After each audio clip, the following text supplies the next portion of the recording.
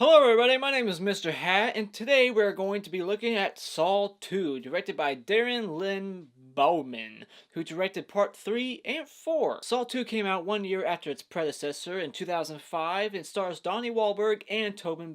Made with a bigger budget than the original of $4 million, Saw 2 managed to gross over $140 million at the box office. With more blood and more traps, Saw 2 tends to be the favorite amongst its fans because it kicks things up a notch in torture and on-screen kills. So just like Amanda in a pit of needles, let's take a dive into my thoughts on this film and where I stand on this week's Horror Franchise Wednesday.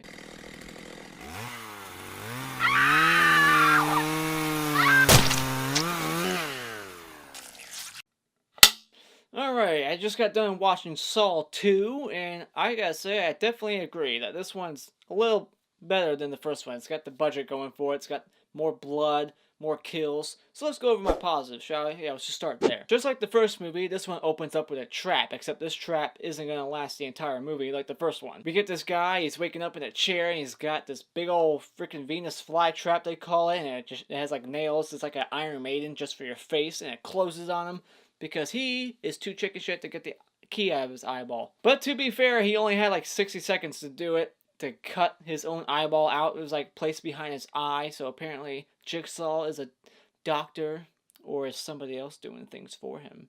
Dun dun dun. I do have to wonder if he never really got up from his chair, would he just sit there and starve to death, because the timer only went off because he walked too far from his chair. If he just would have sat there, what would have happened? It seems that Channel 3 is the official channel for Billy the Puppet, because now 2 movies in a row, Channel 3 is the channel for the Saw puppet. But then after he dies, we get the credits, and then we get to meet our cast. And we got Donnie Wahlberg, who's playing a detective, like the same detective that he plays in Dead Silence almost, except he's not like shaving his face all the time, and he's not as psycho. No, actually, no, he's more psycho in this one. He's angry. That's what his character is. He's angry in this one. We get to see Donnie Wahlberg lose his shit a few times in this movie. It's entertaining, and we get to see a lot more of Tobin Bell, which is a plus. We didn't get to see him really at all in the first one until he rose from the grave at the very end. Not literal grave, he was just basically playing dead the whole time, but he wasn't really dead. Spoiler. And yes, this is going to have spoilers in it. If you didn't know that, what the fuck?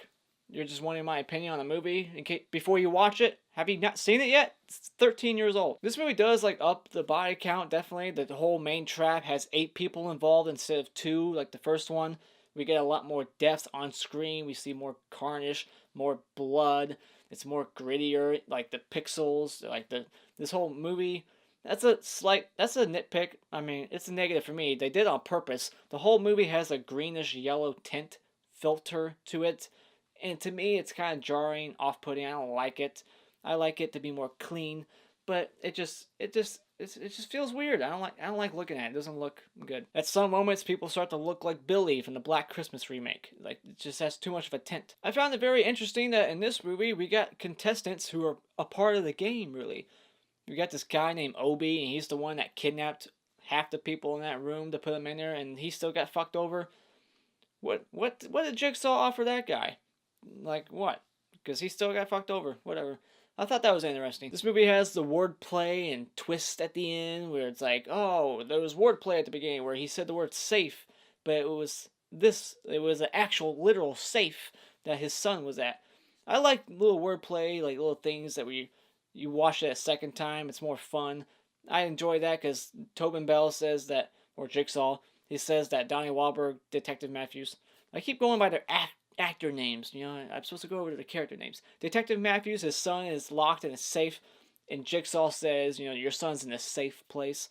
I love little shit like that. It's just always fun. And Detective Matthews has the easiest game of any trap or any game ever in this entire franchise. His game is to sit down and listen to a guy talk for 2 hours. And if he can do that, he can win. But he fucks up because he's that crazy. But to be fair, at the same time, he was told in 2 hours, by the time that conversation would have been done, his son could possibly be dead. So while he's talking, he's like, dude, shut the fuck up. My son is in peril. His life is in danger. So I understand why he lost his shit, but seriously, just listen to the guy and play by the rules, alright? You are gonna kill your son if you don't shut the fuck up. But the son makes it, and I like the ending this one. The twist revelation isn't as good as the first one. It's still shocking, but it doesn't have that punch that the first one did with the guy just standing up, like, whoa.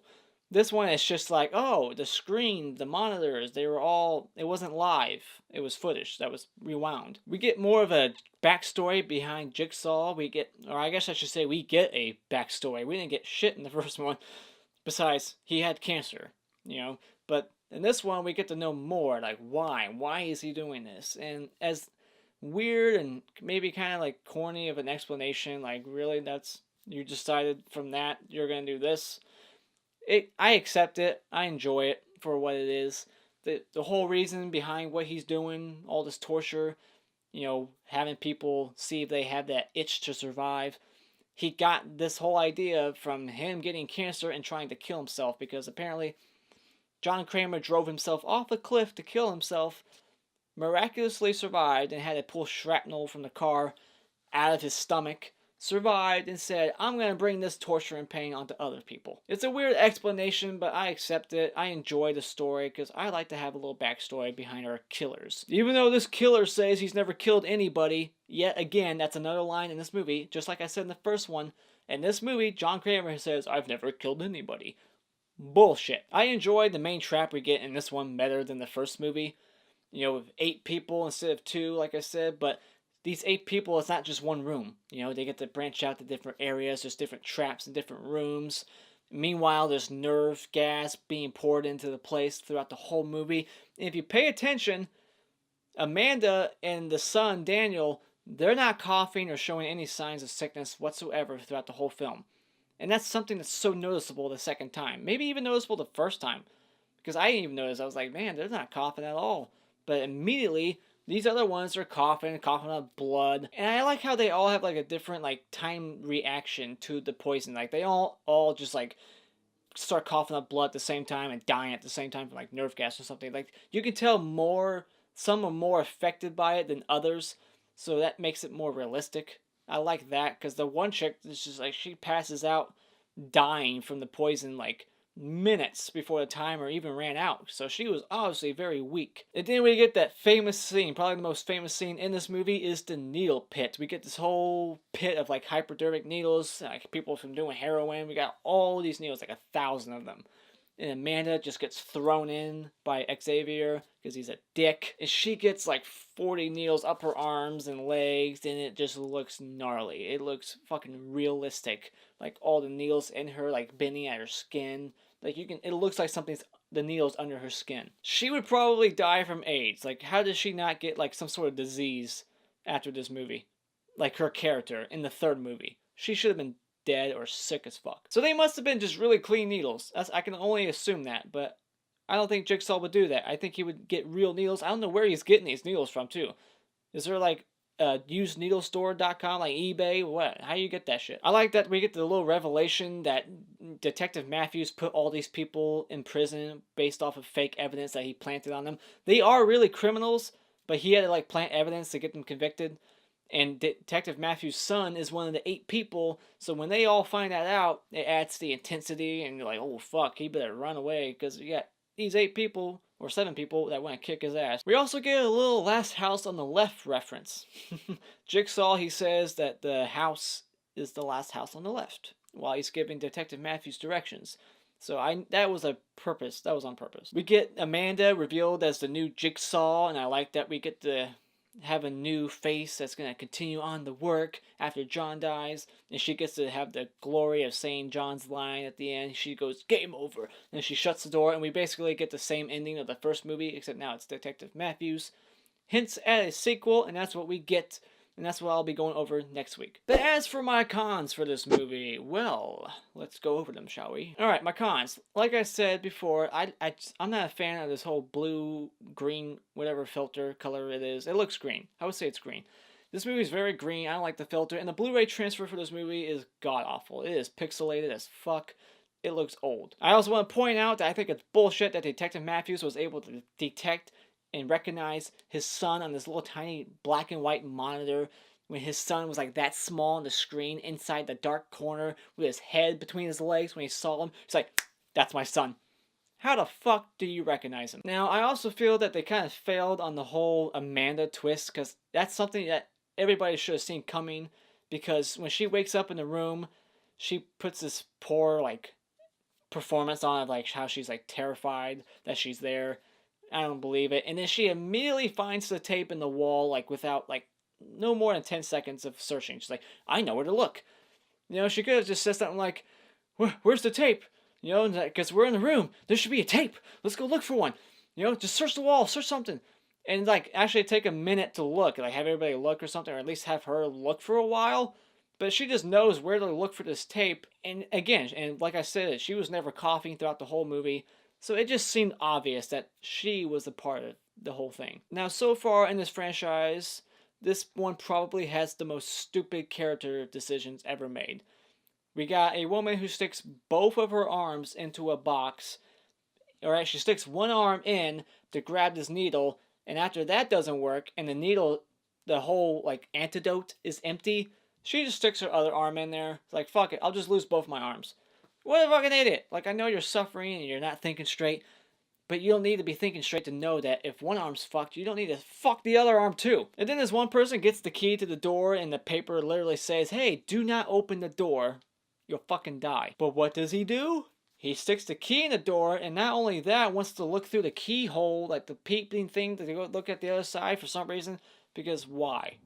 So convenient for the killer, right? Because he just knew that would happen. I also kind of find it unbelievable that there wasn't like some way to break out of this house. Like I know like the one door had metal like sheets, like whatever. But then there was like one room on the second floor that had just like, it was very poorly done, just like boarded up with nails. That big Xavier guy could have taken that shit down just with that bat. Take it down. Just it's wood. You can bust through it. Get the fuck out of the house. You're telling me it's that fortified, like you're just stuck inside? This is something that I'll probably say for a lot of installments going on that I didn't need to say for the first one because the first one didn't suffer from this, and that is bad characters. Like, not likable, not enjoyable, not fun, nothing funny out of their mouth. Hopefully there will be more to come that are good. But the characters in this movie, you just don't care for at all. They're all criminals, they're assholes, or they just don't have any personality at all. You just know that they're criminals, and that's it. There's nobody to root for in this room besides the kid because he's just a kid. He's young, so therefore I don't want him to die because those are the rules of horror. And even Detective Matthews, he's not really likable either. He's a guy who cheated on his wife, he had a fight with his son, and now all of a sudden he gives a shit, which I understand. We all fight with our loved ones. But, like, even he isn't really that likable. He's a cheater. He's very angry. He plants evidence on people. I'm supposed to root for this guy? Not happening. And how long does it take for a tech team to arrive? The police got there pretty quick, but goddamn, they called the tech people. They're like, alright, this game's over in 2 hours. We need you here. Okay, we'll be there in 2 hours. Fucking get there. And then even when they do get there, they get the fucking location when it's like too fucking late. It's just unbelievable. Like, in real world, like, John Kramer is lucky as fuck.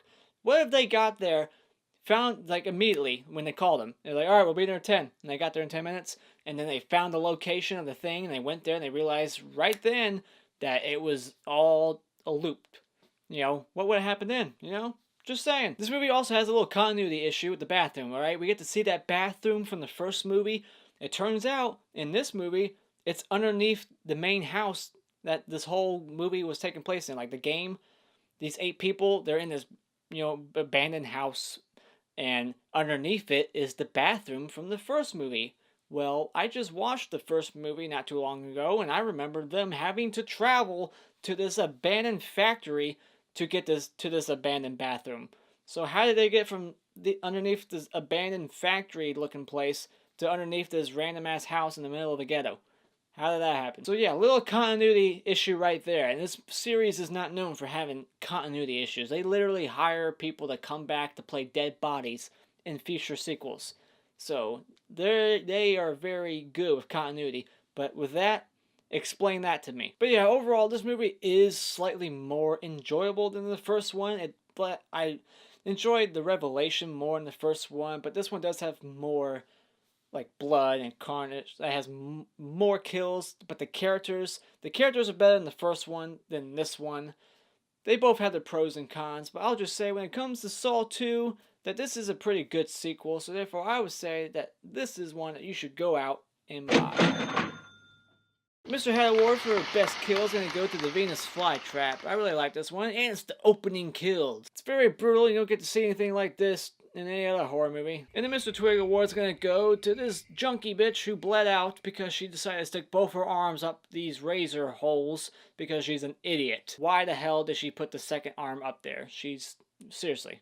She could have used one of her fingers to let herself out. But anyways, those are my thoughts on Saw 2. What did you think about this Saw sequel? Is it your best and favorite sequel of the entire Saw franchise? Let me know in the comments below. And as always, thank you so much for joining me tonight. And if you like this review at all, you can hit this like button over here to support the video. And you can support my channel by clicking on my cartoon face in about 5 seconds to see more content. And until next time, I'll feed the scene.